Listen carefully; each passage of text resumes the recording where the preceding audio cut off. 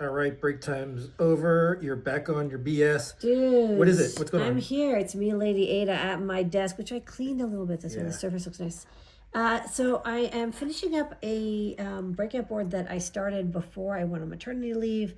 This is the STCC. There's a typo here. It's the STCC4 and SHT41 or 40. This is an unbelievably tiny CO2 sensor. It's not like a true NDIR sensor, but it's much better than ones that just approximate it based on like the CO2, like the air, humidity, temperature, and gases and stuff. So this is from the same company that did the SCD30, which was famous. We still sell tons of these. Classic NDIR true CO2 sensor. They followed that up with the SCD40 and 41, which are like resonant cavities, I think, or acoustic resonant or something. CO2 sensors, so much smaller, right? But still kind of chunky, right? Little chunky sensors.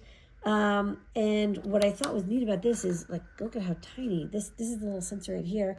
You tell it the temperature and humidity, and that allows it to calibrate the gas sensing to get you better numbers.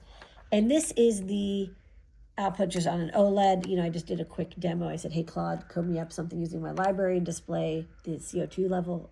This is actually handy because during the snowstorm, it actually got up to like about 1,100 ppm. And I was like, oh, this is a little stuffy. Open up the window because, we closed all the windows and doors and aired out the place a teeny bit. One thing about CO2 sensors, just to remind you, don't forget you have to expose them to 400 ppm, basically outside air, once a week or so.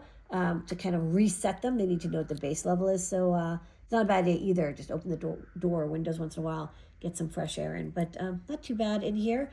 And this will be in the store soon. Delicious, tiny CO2 temperature and humidity sensor, all from Sensorion.